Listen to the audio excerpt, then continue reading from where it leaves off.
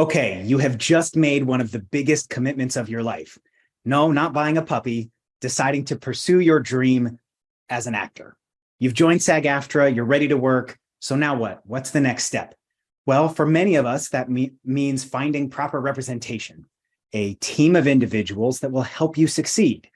But how do you find a good agent or manager? That is what we're going to discuss today. Hello and welcome. I'm SAG-AFTRA Executive Vice President, Ben Whitehair.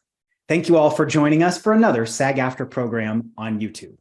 We are joined today by American Sign Language interpreters Joe Rivera and Romina Mena. Finding the right people to represent you and guide your career can be as instrumental in your success as your performance abilities. But who should form the foundation of your management team, your representation? Hiring competent professionals can ensure that you are fairly compensated for your work and help you make wise career choices that lead to a long and prosperous career. So, how can you find proper representation that you can entrust? We've enlisted SAG-AFTRA National Director and Senior Counsel of the Professional Representatives Department, Zino Testa-Macaluso, to initiate a discussion about the kind of information you need to help guide you through this important process. Zino started his career as a sexual harassment and labor lawyer before being recruited by AFTRA. Zino would spend the next 23 years working for labor unions protecting workers and their rights. Welcome, Zino. Are you ready to get this show on the road? Thank you so much for being here. Thank you so much for having me. I'm happy to be here.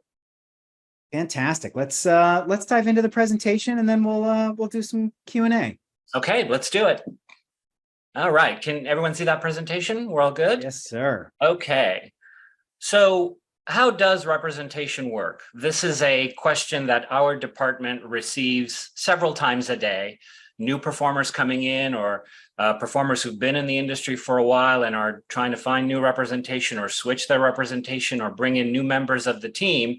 So we thought a brief presentation to break down how all of the moving parts are supposed to work would be beneficial. So who represents artists? You have three groups of industry professionals that can do that for you: managers, talent agents, and attorneys. And we're going to run through each of those in turn. And then we'll discuss the SAG-AFTRA experience of hiring a franchised agent to service your needs. So we'll start off with talent agents, because talent agents are actually regulated by SAG-AFTRA. We do that to protect our members. In some states, there are no regulations whatsoever on talent agents. So the only thing standing between our performers and really unfair, unjust, or oppressive contracts is the Screen Actors Guild, or AFTRA, franchises, which we administer in our department. So let's talk about talent agents in general. We'll use California as an example because the licensure law in California is probably the most sophisticated in the country. So we'll use that as an example, but this is largely mirrored in other states where there is licensure. So agents have to be licensed in order to be agents.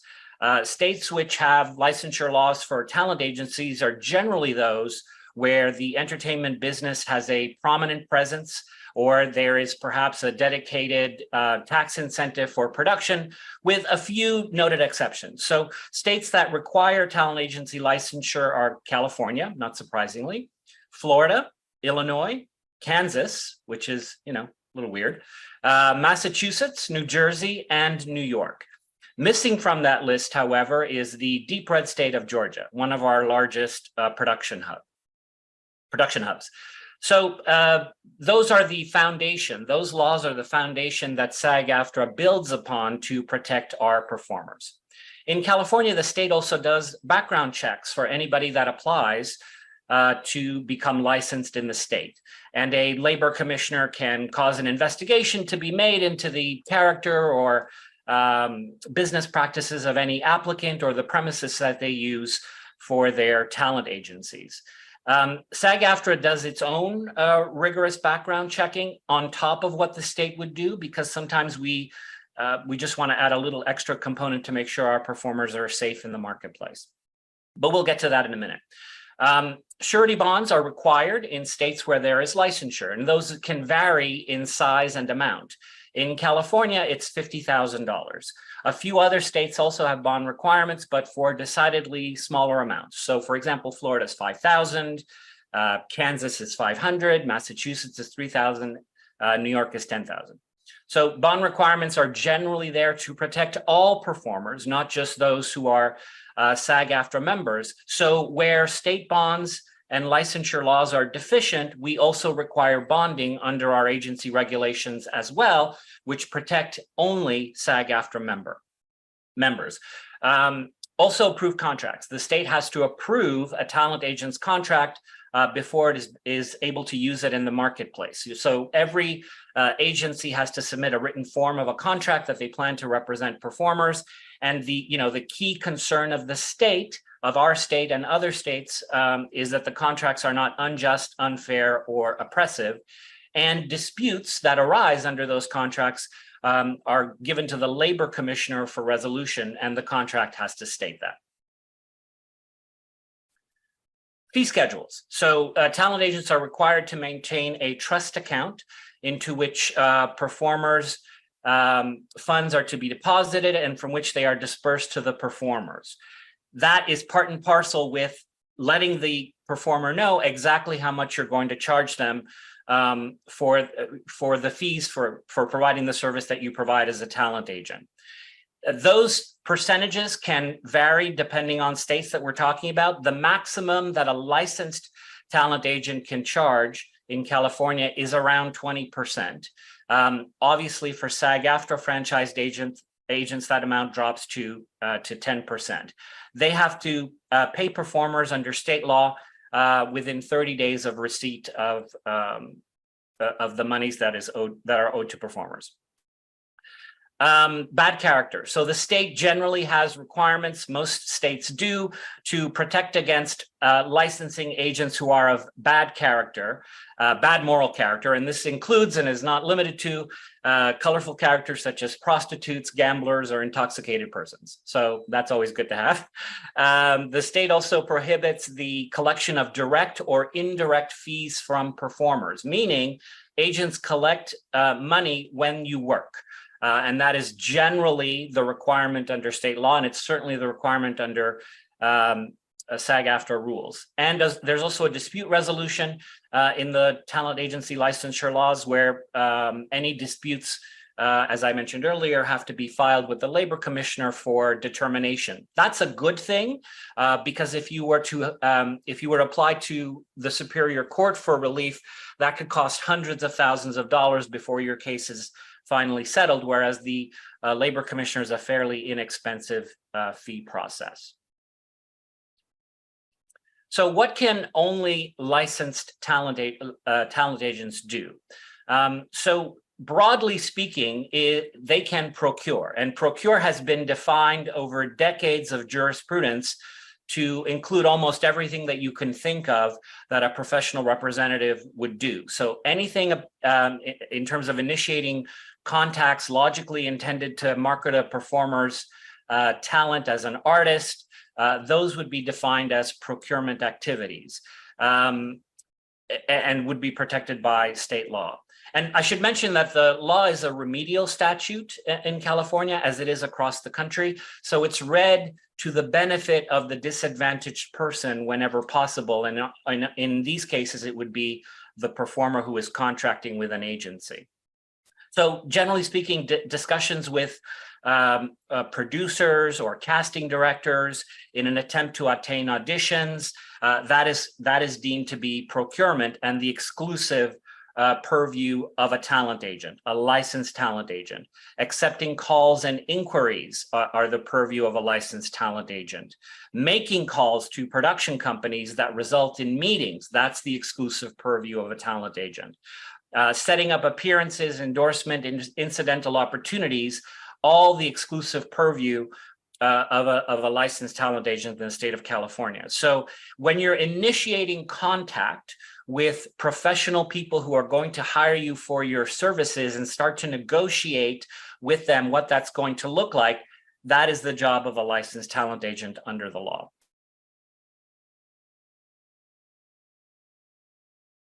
Okay, so that's the broad scope of what talent agents do in California, where we're sitting today, and in various other states.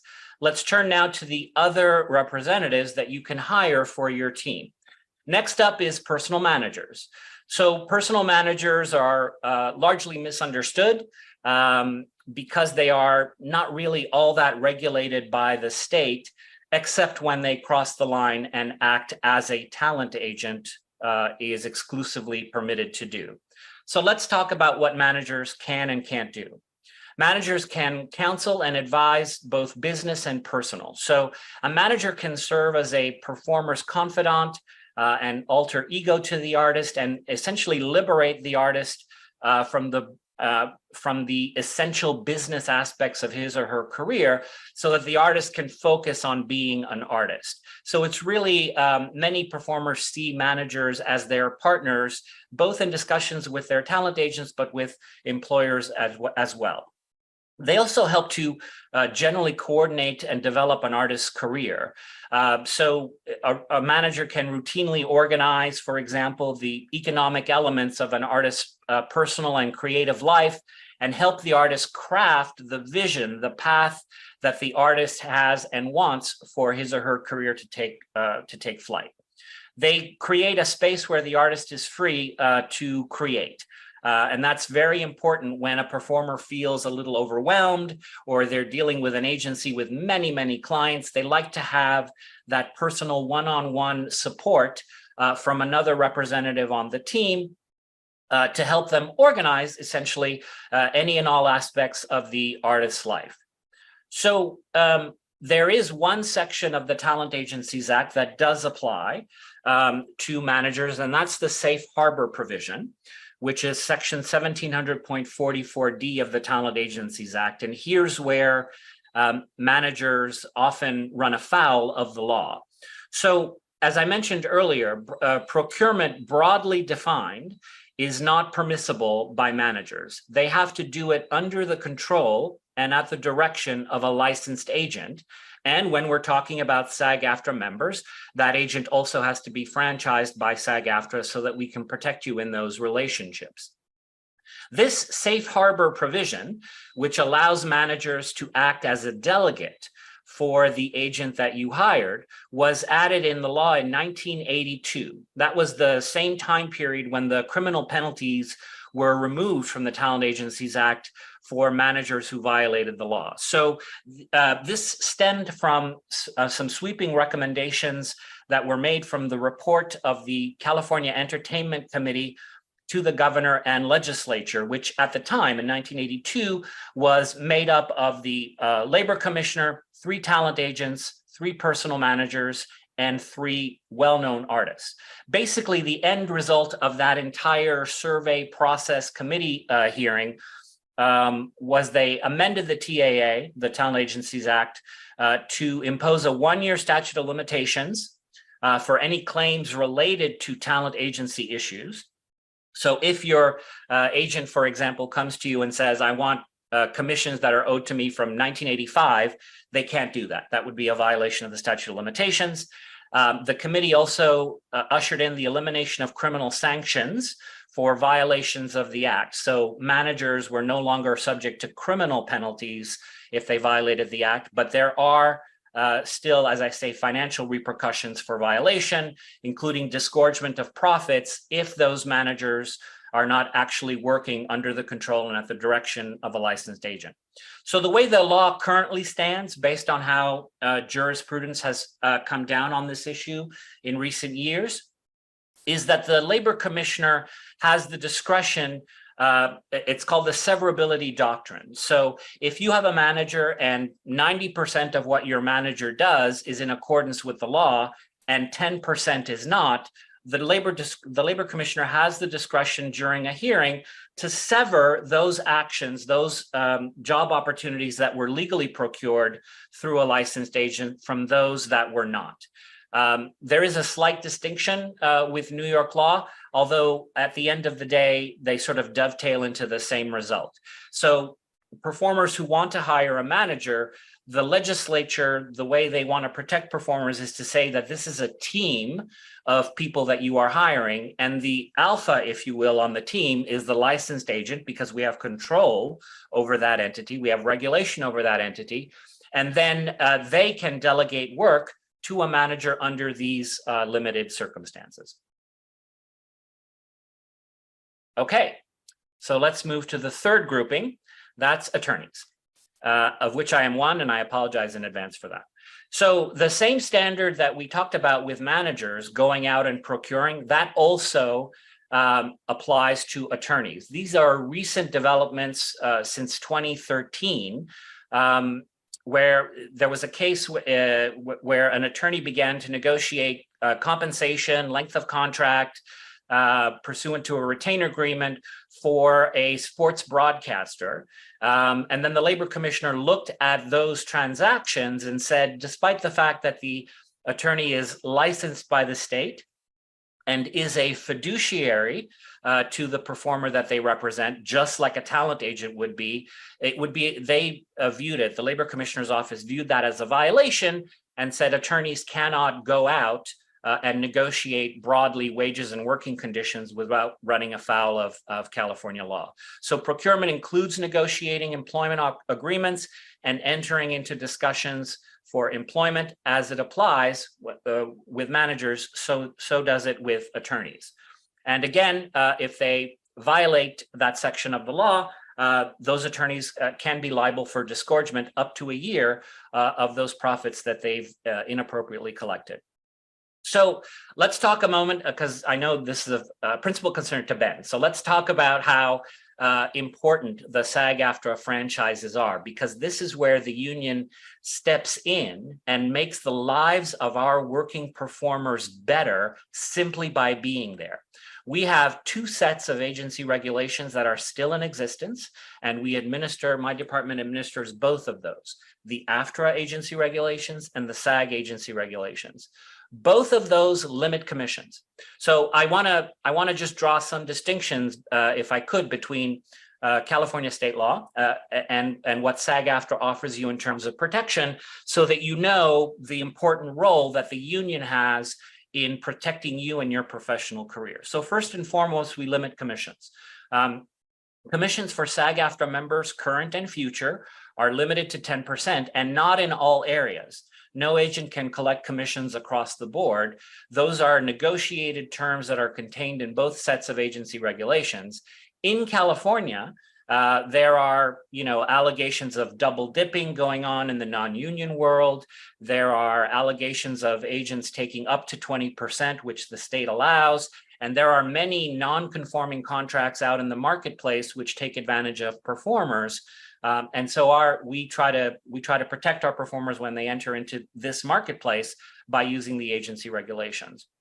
We ensure timely payment. So agents are required at the latest to turn checks around that come into their trust accounts held for our performers within 7 days. That can be kind of dicey if it's just a licensed agent. You could wait between 30, 60, or 90 days to receive your payment from a non-franchised agent.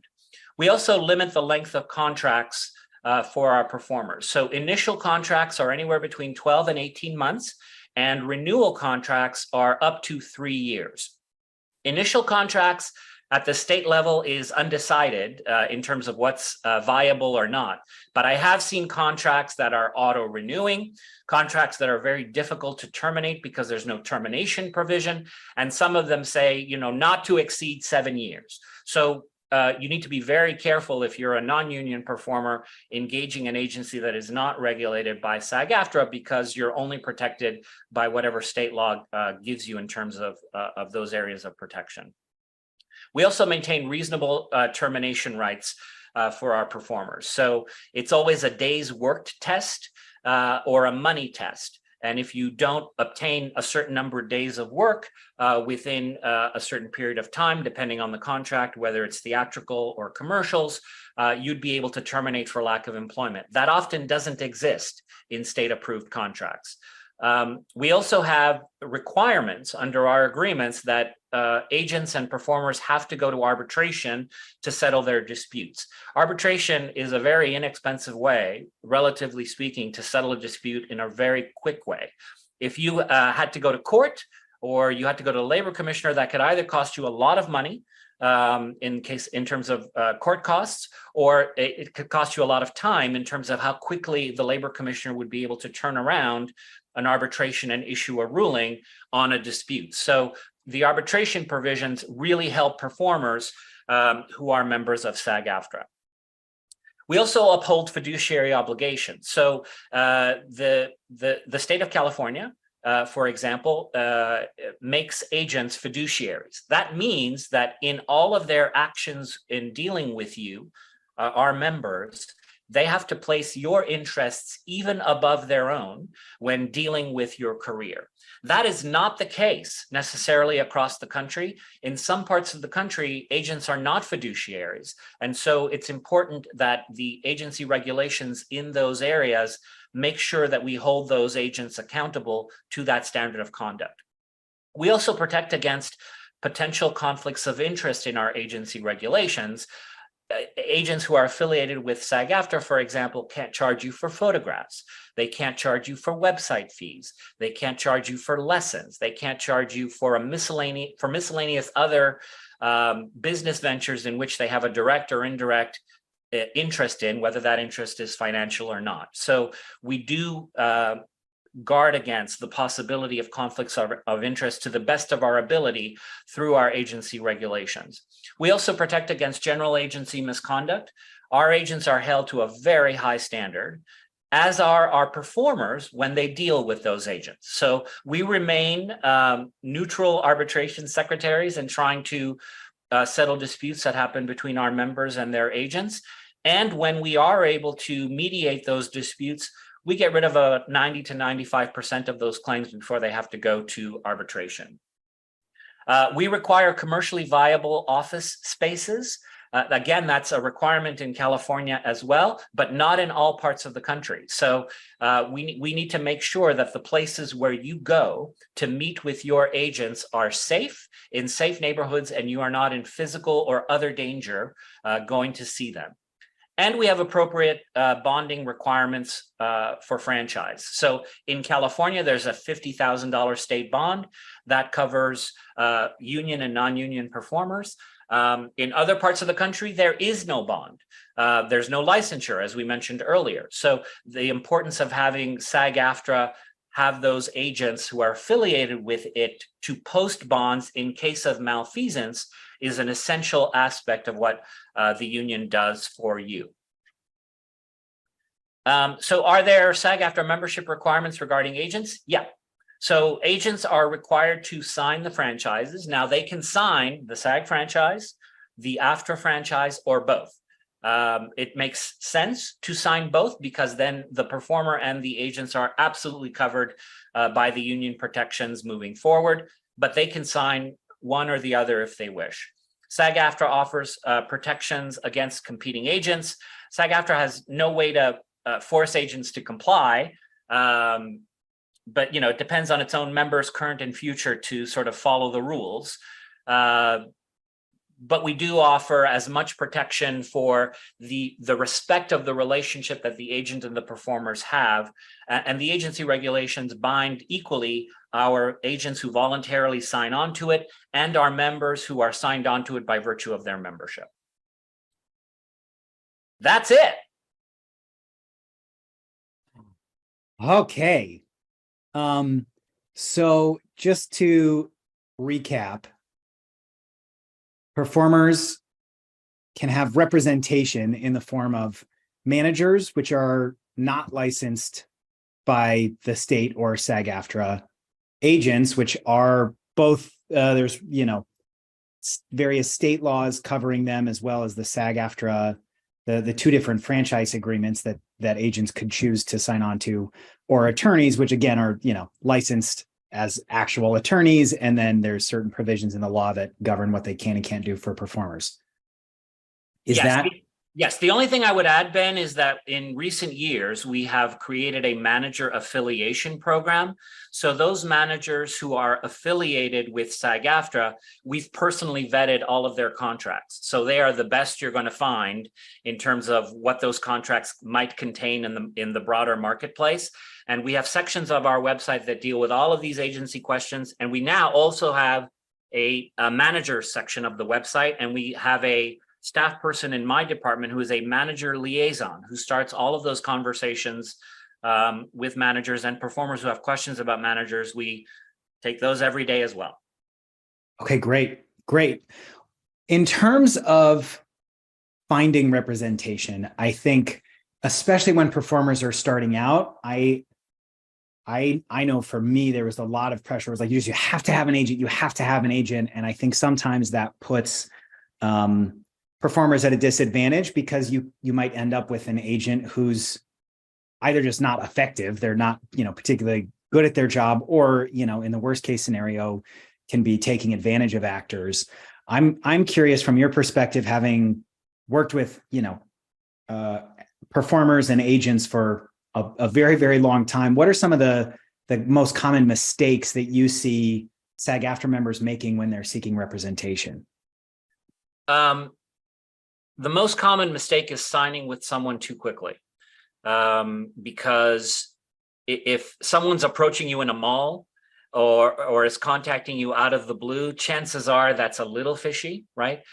So be careful who you're having conversations with. A good starting point would be to look at our list of franchised agents, which are on our website. So if you go to sagaftra.org, for example, and you type in the word agent in the search bar, you'll see a list of our 500 plus franchised agents across the country. Those are good ways to start conversations. Then another common mistake is cold contact. In places like Los Angeles, for example, where some of our agencies get between 200 and 300 applications a week, simply mailing stuff in or emailing stuff in without context or any kind of supporting material is probably going to be a waste of your time. So the best way to avoid mistakes in finding initial representation is to do by referral. So in Los Angeles, referral can mean someone who's already a client of that agency, a casting director who's worked on SAG-AFTRA projects in the last 5 years, studio teachers, other industry professionals who can put in a good word for you with qualified people on our list, and you can start the conversations that way. It makes sense before you try to get an agent to look at all of the we have a representation list on our website, how agents self-identify. So some agents might be specialists in LGBT performers or African-American performers or performers with disabilities, and that's how they self-identify. Find those agents under those categories that apply to you, everything from voiceover to, Spanish speaking, right? Find those agents and then do a little bit of research on those agents. They all have websites now. Find out what they're looking for. Find out the tone of the conversation that they want to have with performers. See if you can get a referral. And if you can't, at the very least, call the agency before you cold submit and say, hi, this is who I am. What is the best way for me to submit you my reel, my headshot, my resume? Start a conversation before you waste your time, because some agents are just not in a position, or they have 20 people that look like you. So you don't want to waste your time, because that's also, it has a depressing feeling about it when you don't hear back right away. So be smart about how you reach out. Don't sign with the first person. And if at all possible, I know I'm going on, I'm sorry. No. If at all possible, see if you can enter into a handshake or a hip pocket agreement where you don't sign anything for the first 3 months or 6 months. See how you like each other before you create a contractual commitment. Pardon me. And that'll give you a better understanding if you are able to work with each other long term. Yeah. No, I think all of that's really wise. I know plenty of performers where, there's a strong desire to work with representation. And I know it can feel hard, especially early on in someone's career when there's not the same kind of leverage as compared to, say, a performer who's currently a series regular, right? You sort of have more leverage as a performer at that point. But my reminder to all of my fellow SAG-AFTRA members is like, we are ultimately hiring them. They are working for us, and in the same way that you would be mindful about who you're hiring for any other business, or someone to, who's going to come in and work on your house, or whatever that is, like, just being mindful. It's a business agreement, and I know, particularly around the contract side, and I'm curious, Zino, to hear from you on maybe other ways to navigate this. But I think I have often found that the representation who gets very, very oftentimes almost like confrontational about questions about the contract, to me, can be a little bit of a red flag, because ultimately, these are people we're hiring to keep an eye out for our interests as performers in contracts. So, I always want to make sure that I'm able to have a conversation with the representation about the, any type of contract. The thing that's really nice, just to be very clear, is that if an agent is franchised through either of the franchise agreements, you don't need to have that conversation in the same way, because the contract you'd be signing is already been vetted by SAG-AFTRA to the benefit of the performer. Am I capturing that accurately? Yeah, that's correct. The one thing I'll say, and I have this conversation literally every day with performers. If I'll get a call and they'll say, something about my meeting with this agent, or something about my conversation with this manager struck me as off, right? And I talk to other people. First of all, don't talk to anybody else. Call the union. Don't talk to anybody else. Call the union and say, this is the conversation I had. Does this sound off to you? That intuition that performers have is invaluable, and you should listen to that, right? And then you can call and find out, well, is this like an industry standard thing? It just rubbed me the wrong way. These are warning signs that you should listen to. That's the first thing. And the second thing is, you are so right, Ben, in your comment about hiring. If you give any potential employee, which is what agents, managers, and attorneys are, an ability to degrade your ability, or find a chink in your armor, or create a weakness for you, they're going to take it, right? So you have to go in with the mindset, not in an aggressive way, but with the mindset that I'm going to bring something to your agency. I'm going to open up a flow of money to you if you handle my career appropriately and correctly. We have to be on the same page. You have to listen to me as the person who is hiring from you, and I, in turn, will take counsel from you, because that's why you're there. It is not, you are going to do this or you have to do that. It is, let's have a discussion about what career track you want to be on. I will tell you as your representative why I think that's right or wrong, or how we can tweak that, or how I see you. If you don't have that conversation at the very beginning, before you sign on the dotted line, in many cases, you're going to be disappointed, because how that agent sees you is not how you see yourself. We speak to performers about racism. We speak to performer about ageism, about ableism all the time. And I say in those conversations, did you have this conversation with your agent before you hired them? Well, no, I wanted an agent and he was really good and he was recommended. Yeah, he might be really good or she might be great, but is she great for you? Right? These are all questions. This is your career, and you don't want to be stuck to a contract for a year, 18 months, or even longer if you're non-union in the non-union world, with an entity that is not going to place your needs first or listen to what you have to say. So these are if you don't have an open line of communication and you're just being sniped at by someone that you're attempting to hire for a service for which you will pay them, then they're not the right representative for you. You're so right when you say that.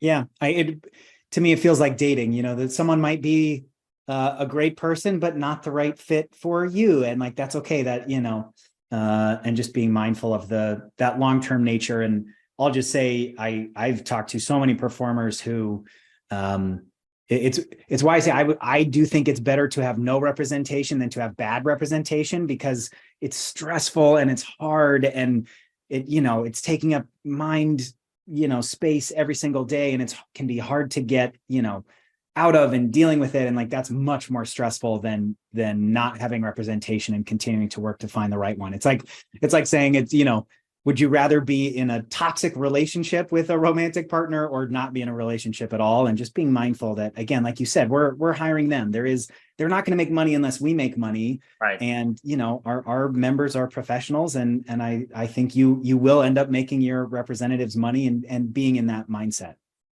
That's so right. What I do want to add, if I may, is we are always interested in talking to SAG-AFTRA performers, because if you're in a period where you are contemplating making a transition, those can be very touchy conversations to have with a representative who is as sensitive and emotional and passionate about what they do as you are about your craft, right? So if you want to have a conversation with your union about how to seamlessly or respectfully move from one representative to another, when it gets to that end point, that is something we can talk to you about, because many performers we talk to are fearful about creating acrimony or confrontation, and it's not their thing. They want to be creatives. They don't want to have this discussion, but at the same time, something in the pit of their stomach is saying, it's time for me to go somewhere else.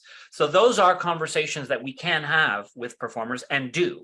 And we welcome those opportunities to help you flesh that out about how to find representatives that are best for you. I would also encourage members who are watching this to sign up for the SAG After Foundation.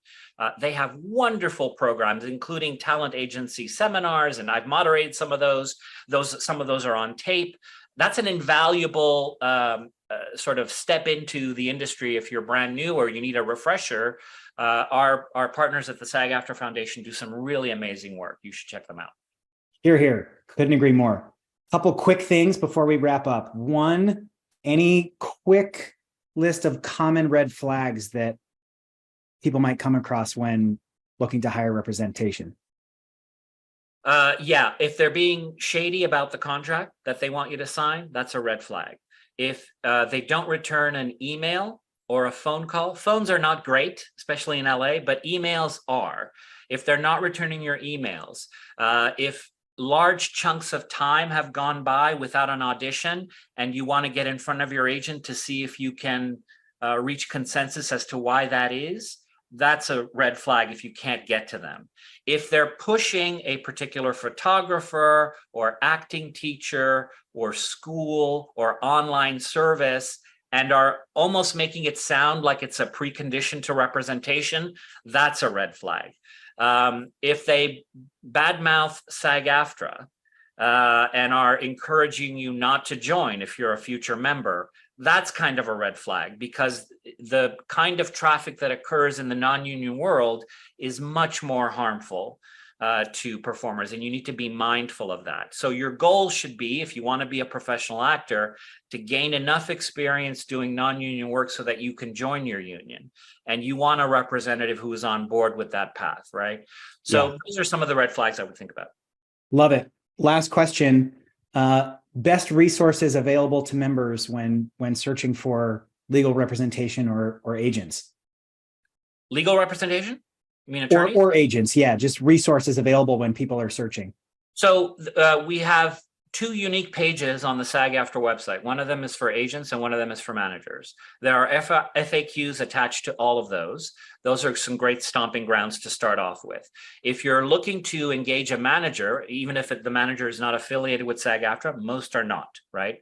Because most managers are don't necessarily comply with state law. But those that do affiliate with us are on our website. Those that don't, we have a sample management contract on our website. So you can download that and look at what a manager presents you versus what the union would think is a good idea if you're going to engage a manager. Call the union. Ask us questions. We talk to union and non-union performers all the time.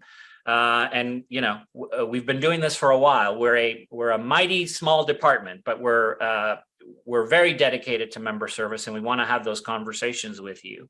And start small. Look at those FAQs. Those FAQs are going to generate questions for us. And as I say, the SAG-AFTRA Foundation is a wonderful resource. They have things like taped sessions, an actor's day, how to get an agent, how to deal with a manager, how to build a team. All of these are useful ground breaking opportunities for you to understand how the business works. Because if you're having a conversation with a business professional and they see that you don't know how the business works, it's ripe for abuse. So take it slow. You don't need an agent right away. It's helpful, absolutely, but it's helpful only if you have the right one. If you make the wrong choice, you're stuck for a while, at least. Yeah, amazing. Well, Zino, thank you so much for taking the time to be with us today, putting together this wonderful presentation and answering questions. I know that we're going to get a lot of positive feedback from members about today's episode, and I know that you and your team share my vision is that all of our members end up with an amazing team of representatives that is working together so that we can have more artists out there creating amazing work that changes the world and tells amazing stories. So thank you so much for being here. As a reminder to everyone watching, this presentation is available as a replay on our YouTube channel, along with a whole library of programs on important and informative topics for members. So you can rewatch it, share it with your friends, send it to someone who maybe has these same questions. And on behalf of the whole team here at SAG-AFTRA, thank you so much for watching. And of course, a special thanks to our regular viewers who've been tuning in each week for our educational live streams. As always, if you have ideas for topics you would like to see us cover, shoot us an email at pteoe@sagaftra.org. Zino, thanks again. Thanks everybody for watching. We'll see you next time.